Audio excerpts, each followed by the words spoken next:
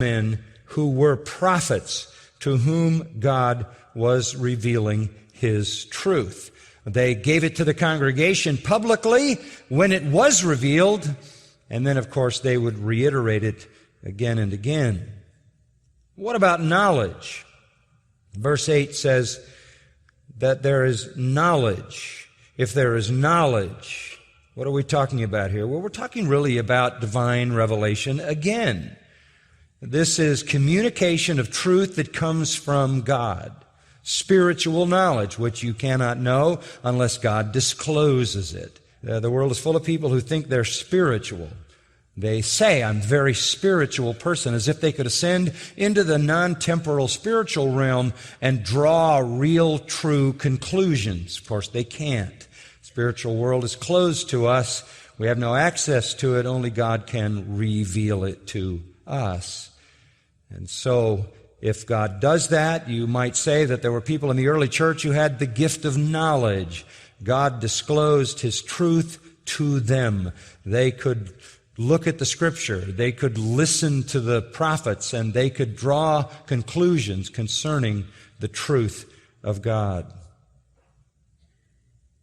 Then there was this tongues. Again, a speaking gift. All three are speaking gifts, and they were important in the church because they communicated to the church at its widest point. This is a speaking gift. This is the ability to speak languages you don't know, miraculously, under divine power. A sign of authenticity. How do you know that the teacher is giving you something actually from God? How do you know that the church is really communicating the truth of God? How do you know the knowledge is the true knowledge of God? Well, here is a sign that is evidence of supernatural inspiration. The use of language is unknown to the speaker and unknown to all the hearers, though perhaps known to some, as on the day of Pentecost. There were gifts of interpretation so that what was spoken could be translated, but it was still a sign. The details of that gift are in chapter 14. That's a study for another time. The point is, prophecy, as important as it is, temporary. Knowledge, as important as it is, temporary. Languages, as important as they are, temporary. That's the point. But let's look at these three.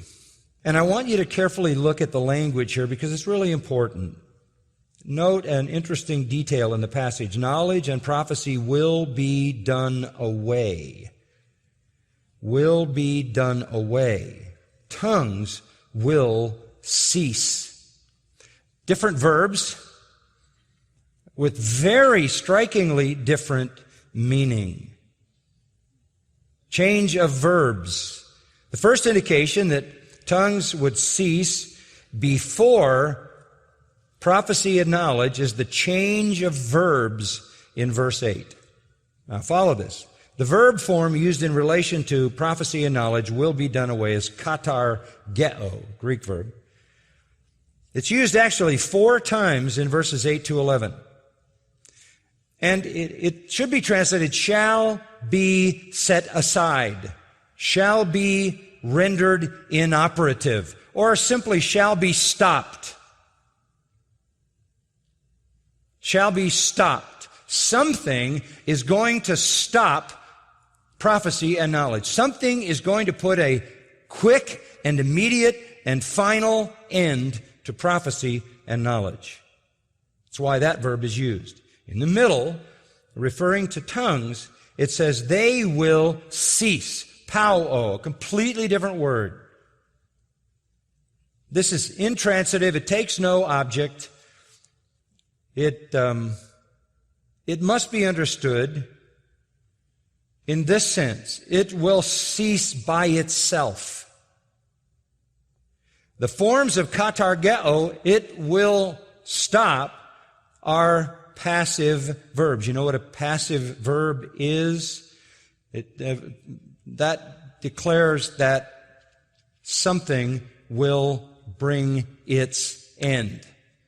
It will be acted upon. But pauo, referring to tongues, is what we call in the Greek a middle voice that is reflexive.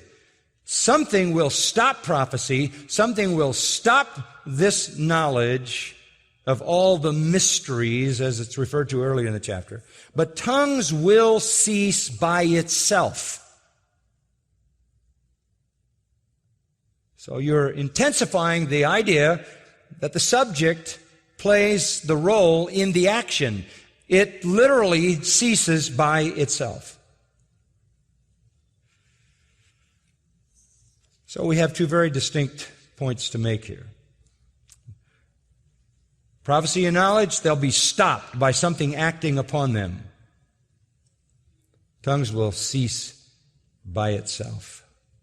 Septuagint uses the middle form of pauo 15 times to translate the Hebrew word which means to be at an end, to be accomplished, to be spent, to be finished, to be complete. I think the best translation would be like this. Prophecy will be stopped. Knowledge will be ended. Tongues will cease by itself.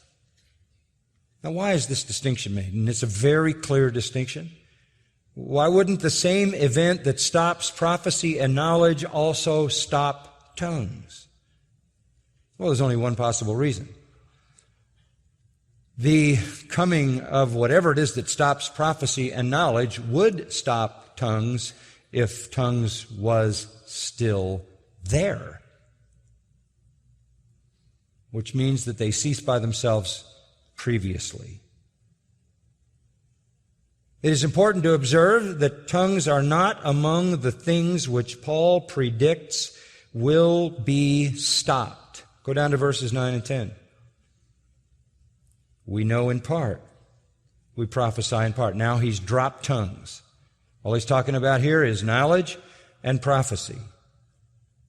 But when the perfect comes, the partial will be done away. So now we know what stops prophecy and tongues. What is it? The perfect. What is that? I'm going to tell you that.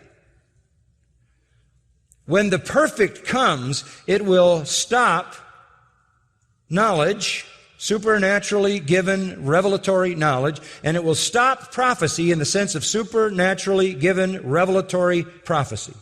It will stop it. There is no further mention after verse 8 of tongues.